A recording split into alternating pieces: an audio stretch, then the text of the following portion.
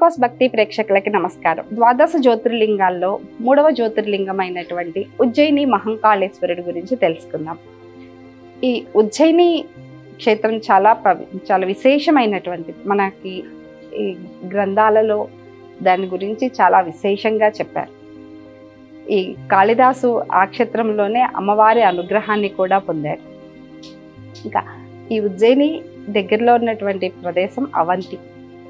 ఈ అవంతి రాజ్యాన్నిలో ఇక్కడ ఉన్నటువంటి ప్రజలందరూ ఎంతో స్నేహంగా ధర్మబద్ధంగా జీవిస్తూ ఉండేవారు.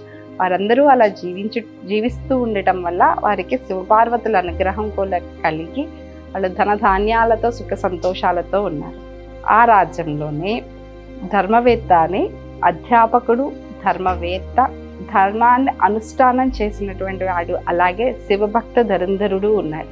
ఆయనకి పని ఏంటంటే తన పేరే ధర్మవేత్త, దానితో పాటు ఆయన ధర్మాన్ని నిత్యం చదువుతూ ఉంటాడు, అలాగే దాన్ని అధ్యాపన చేస్తాడు, ఆ ధర్మాన్ని పాటిస్తాడు. దానితో పాటు శివభక్త దురంధరుడు ప్రతిరోజు ఇసుకతో శివలింగాన్ని చేసి స్వామికి చేయాల్సినటువంటి అర్చనాది కార్యక్రమాలన్నీ చేస్తూ ఉంటాడు. ఆయనకి 4 కొడుకులు ఉన్నారు. ఆ 4 కుమారులు కూడా తండ్రి బాటలోనే పయనిస్తూ ఉంటారు. వీళ్ళందరూ ఈ 5 చేసేటువంటి పని ఆ శివ ఆరాధన, వీరి యొక్క శివభక్తి ఆ రాజ్యాన్ని ఎంతో రక్షిస్తూ ఉంటుంది. అయితే ఈ రాజ్యానికి కొంచెం దూరంలో దూషణాసురుడు అనేటువంటి ఒక రాక్షసుడు ఉన్నాడు. సో సహజంగానే మనకు తెలిసింది, రాక్షసుడు అంటేనే వాళ్ళు తపస్సు చేసి ఏదో ఒక శక్తిని పొందుతూ ఉంటారు. ఆ వరప్రసాదంతో అందరినీ హింసించడం మొదలుపెట్టారు. అయితే ఆ దూషణాసురుడు ఒక చాటింపు వేయించాడు. ఎవరు కూడా వేదాధ్యయనం చేయకూడదు, యజ్ఞయాగాది క్రతువులు చేయకూడదు, భగవంతుడిని ఆరాధించకూడదు అంటే ఒక నిబంధనలు పెట్టాడు. దీన్ని ఎవరైతే అధిగమిస్తారో వారి ప్రాణాలు తీసేస్తాను అని. ఆయన చేయించినటువంటి ఈ చాటింపుకి భయపడి అందరూ ఆ కార్యక్రమాలన్నీ చేయటం ఆపేశారు. వేదాధ్యయనం చేయటం, యజ్ఞయాగాది క్రతువులు చేయటం, ఇవేమీ చేయటం వల్ల దేవతలకి శక్తులు అందటలేదు. ఆయన ఉద్దేశమే అదనమాట. ఆ విధంగా అందరూ ఆయన చెప్పినటువంటి పనిని చేస్తూ యజ్ఞయాగాది క్రతువులన్నిటినీ ఆపేశారు. కానీ రాజ్యంలో ఉన్నటువంటి ఈ 5 మాత్రం ఆయనను లెక్క చేయకుండా వారి నిత్యం వారు చేసేటువంటి క్రతువుల్ని వారు చేస్తూనే ఉన్నారు, వారి పనులు వారు చేస్తూనే ఉన్నారు. ఈ విషయం ఆయనకి తెలిసింది. దానితో పాటు వీరి యొక్క శక్తి కూడా ఆయనకి తెలిసి ఆయన వారి దగ్గరికి ఒక సందేశాన్ని పంపించాడు. ఈరోజు ఈ క్షణం నుంచి మీరు చేసేటువంటి ఈ వేదాధ్యయనాన్ని, యజ్ఞయాగాది క్రతువుల్ని, శివ పూజని, వీటన్నిటిని ఆపేసి నేను చెప్పిన విధంగా జీవించాలి, లేకపోతే మీ ప్రాణాలు తీసేస్తాను అన్నాడు. అయినా కూడా వీళ్ళు అతని సందేశాన్ని లెక్క చేయకుండా వారి నిత్య జీవితాన్ని, వారు రోజు చేసేటువంటి పనుల్ని అలాగే చేస్తూ ఉన్నారు. ఇక నేను ఎంత చెప్పినా వినలేదు అన్న కోపంతో ఆ రాజ్యం మీద దండెత్తడానికి, వీరిని సంహరించడానికి బయలుదేరాడు. ఆయన వస్తున్నాడని తెలిసి ఆ రాజ్యంలో ఉన్న ప్రజలందరికీ భయం వేసి అందరూ వీరిని శరణు కోరారు. వీరి దగ్గరికి వచ్చి మమ్మల్ని మీరే రక్షించాలి అంటే, మేము యుద్ధం చేయలేము, మా దగ్గర ఏ ఆయుధం లేదు, కానీ మేము శివుణ్ణి నిత్యం స్మరిస్తూనే ఉంటాం, శివ ఆరాధనలోనే మునిగి ఉంటాం, అటువంటి మమ్మల్ని ఎవరు ఏమీ చేయలేరు, శివభక్తుల్ని ఎవరు ఏమీ చేయలేరు. శివభక్తుల్ని నిందించడం అంటే శివుడిని నిందించడమే. శివుణ్ణి ఈ లోకంలో ఎదుర్కొనేటువంటి వాళ్ళు ఎవరూ లేరు, ఆయనతో పోరాడి గెలిచిన వాళ్ళు కూడా ఎవరూ లేరు అని చెప్పి మీరు నిరభ్యంతంగా మా దగ్గర ఉండండి, మేము ఈ శివునికి ఆరాధన చేస్తూ ఉంటాం, మీరు కూడా మాతో పాటు ఆరాధన చేయండి అని చెప్తారు. వాళ్ళందరూ సరేనని ప్రజలు కూడా వీళ్ళతో కలిసి వీళ్ళ దగ్గర ఉంటే శివుడికి ఆరాధన చేస్తూ ఉంటారు. అదే సమయంలో ఈ దూషణాసురుడు వీరిని సంహరించడానికి వచ్చి ఈ 5 సంహరిద్దామని కత్తెత్తుతాడు. ఎప్పుడైతే ఆయన కత్తెత్తాడో, ఈ సైకతలింగం చేసి ప్రార్థన చేస్తున్నారు కదా, ఆ సైకతలింగం నుంచి ఒక పెద్ద గొయ్య వచ్చి అందులో నుంచి ఒక పెద్ద జ్యోతిర్లింగం వచ్చేస్తుంది. ఆ జ్యోతిర్లింగం నుంచి శివుడు వచ్చి తన శూలధారుడై వచ్చి గట్టిగా ఒక హుంకారం చేస్తాడు. ఆ హుంకార శబ్దానికే ఈ దూషణాసురుడు చనిపోతాడు, అతని సైన్యం మొత్తం చనిపోతుంది. ప్రజలందరూ ఆయన మహాశివుణ్ణి మహాకాల అని కీర్తించి ప్రార్థన చేస్తారు. స్వామి, ఎంతో యోగం ఉంటే తప్పిస్తే నీ దర్శన భాగ్యం మాకు లభించదు. ఈ 5గురు చేసినటువంటి పూజ క్రతువులు వారి యొక్క భక్తికి మెచ్చి భక్తుల్ని రక్షించుకోవడం కోసమని నీవు వచ్చి మాకు దర్శనమిచ్చావు. నీవు ఇక్కడే ఇలాగే ఈ రూపంలో మహాకాళుడి రూపంలో ఉండి మమ్మల్ని అందరినీ అనుగ్రహించి మమ్మల్ని కాపాడు అయ్యా అని వేడుకున్నారు. వారి వేడుకకు అంగీకరించి స్వామి అక్కడ మహాకాళుడిగా ఉండిపోయాడు.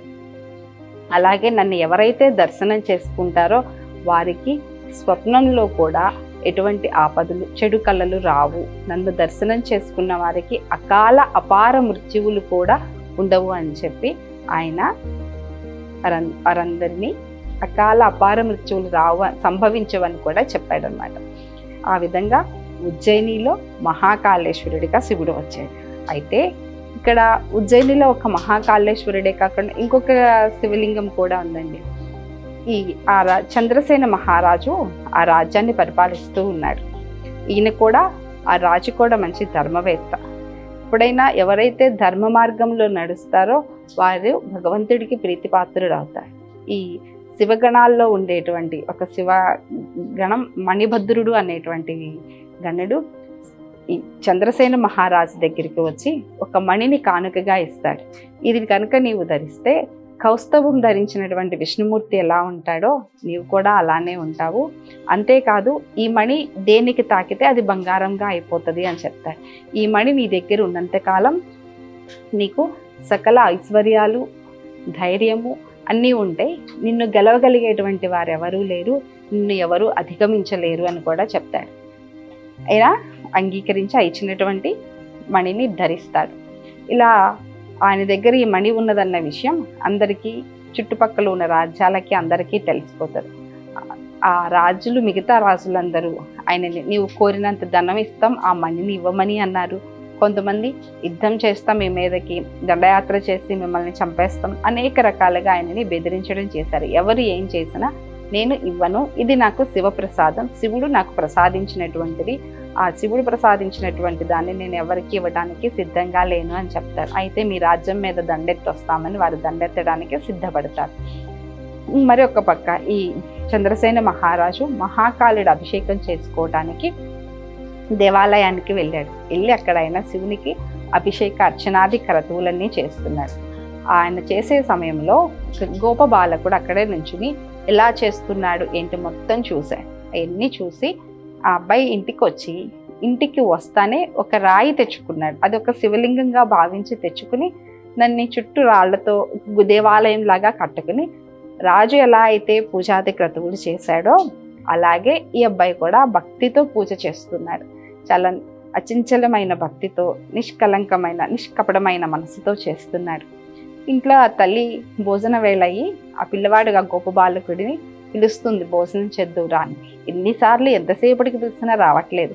ఇసుకొచ్చి ఎంతసేపు పిలవాలరా నిన్ను, నీ ఆటలు ఇంకా ఆపవా అని పిల్లవాడి దగ్గరికి వచ్చి వస్తే ఏదో ఆడుకుంటున్నాడు అనుకుని ఏదైతే శివలింగంగా భావించి రాయిని పెట్టి పూజ చేస్తున్నాడో ఆ రాయిని తీసి విసిరేసింది.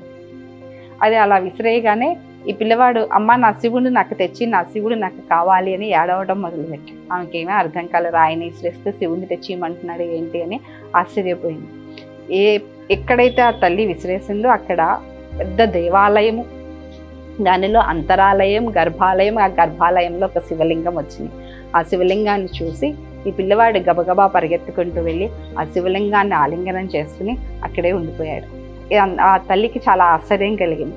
అసలు నా కొడుకు ఏం చేశాడని ఒక మంత్రం రాదు, ఏమీ రాదు, నా కొడుకుకి శివుడు దర్శనం ఇవ్వడం ఏంటి, ఇలా శివలింగ రూపంలో దర్శనం ఇవ్వడం ఏంటని ఆ కొడుకు చేసినటువంటి పనికి ఆమె ఆశ్చర్యం ఆనందంలో లేని ఈ విషయం చంద్రసేన మహారాజుకు కూడా తెలిసింది. చంద్రసేన మహారాజుతో పాటు అక్కడ ఉన్నటువంటి అన్ని చుట్టు ప్రాంతాలకు కూడా వ్యాపించింది. చంద్రసేన మహారాజు ఆ దేవాలయాన్ని దర్శించడానికని ఆయన కూడా బయలుదేరి వచ్చాడు. ఎప్పుడైతే ఈ చంద్రసేన మహారాజుని రాజ్యాన్ని ఆక్రమించుకుందామని మిగతా రాజులందరూ వస్తున్నారో వారికి కూడా ఈ విషయం తెలిసింది. మనం ఏ రాజునైతే సంహరించాలి, ఏ రాజ్యాన్ని అయితే మనం అధీనం చేసుకోవాలని వస్తున్నామో ఆ రాజ్యంలో ఒక చిన్న పిల్లవాడు చేసినటువంటి పూజకి భక్తికే మెచ్చి శివుడు ప్రసన్నుడై అలా శివలింగ రూపంలో ఉద్భవించాడంటే ఇక మనం ఆ రాజ్యం మీద దండయాత్రకి వెళ్ళకూడదు, ఆ రాజుతో మైత్రీ భావన ఏర్పరచుకోవాలి. అదే మనందరికీ శ్రేష్టమని వారు యుద్ధం చేయటం ఆపేసి ఆయనతో స్నేహభావాన్ని పెంచుకున్నారు. అది చూసి రాజు కూడా ఆశ్చర్యపోయాడు. ఎంత పెద్ద యుద్ధం జరుగుతుందో, ఎంత ప్రాణ నష్టం జరుగుతుందో అని నేను ఇంతగా భయపడితే, కానీ ఆ శివుడు ఈ గోపబాలకుడి రూపంలో ఈ విధంగా అనుగ్రహించాడా అని సంతోషించాడు. అందరూ కలిసి ఆ స్వామిని దర్శనం చేసుకుంటూ ఉన్నారు. అదే సమయంలో అక్కడికి ఒక అద్భుతమైనటువంటి శక్తి, మహా తేజస్సుతో ఒక మనిషి వచ్చాడు. ఎవరా అతను అని అందరూ ఆశ్చర్యపోయి చూస్తూ ఉంటే ఆ పక్కనే ఉన్నటువంటి సింహాసనంలో వచ్చి కూర్చున్నాడు. అతను కూర్చుని ఆ గోపబాలకుడిని పిలిచి ఆయన కూడా ఆలింగనం చేసుకున్నాడు. ఎంత అదృష్టం ఉంటే నీకు ఇంతటి భాగ్యం దక్కిందిరా, శివుడు సాక్షాత్కారం దక్కింది, శివుడు అనుగ్రహం దొరికిందని ఆలింగనం చేసుకుని అతన్ని ఆశీర్వదించాడు. ఎవరయ్యా అతను అంటే ఆంజనేయ స్వామి. ఆ శివుడిని పిల్లవాడిని ఆశీర్వదించి, నీ పేరు గోపబాలకుడు కదా, నీవు ఈ గోపాలకులందరికీ రాజుగా ఉండి వారందరినీ యోగక్షేమాలు చూస్తూ వారిని పరిపాలిస్తావని చెప్పి, దానితో పాటు నీ వంశంలో 8వ తరంలో నందుడు అనే వ్యక్తి జన్మిస్తాడు, అతనికి సాక్షాత్ నారాయణుడే జన్మిస్తాడు. నీ వంశంలో నీవు చేసినటువంటి ఇంత పూజకి ప్రతిఫలంగా సాక్షాత్ నారాయణుడు నీ ఇంట 8వ వంశంలో జన్మిస్తాడని చెప్పి ఆయన ఆశీర్వదించాడు. దానితో పాటు నీకు ఏ మంత్రము తెలియకుండా, భక్తితో, ఏ కోరిక లేకుండా నిష్కపటమైన మనసుతో శివుడిని ఆరాధించావు కాబట్టి ఆయన నీకు అనుగ్రహించాడు అని ఆయన దగ్గరికి పిలిచి ఆంజనేయ స్వామి సాక్షాత్గా ఆ పిల్లవాడికి శివనామస్మరణ, ఆ మంత్రాన్ని, శివ అర్చన విధానాన్ని, పూజా విధానాన్ని బోధించాడు. అలా నీకు ఆ నారాయణుడే నీ వంశంలో జన్మిస్తాడు కాబట్టి నీకు ఒక పేరు పెడుతున్నాను అని శ్రీకరుడు అని ఆయనకి పేరు కూడా పెట్టారు. ఆ రోజు నుంచి ఆ గోపబాలకుడు శ్రీకరుడు అయ్యాడు.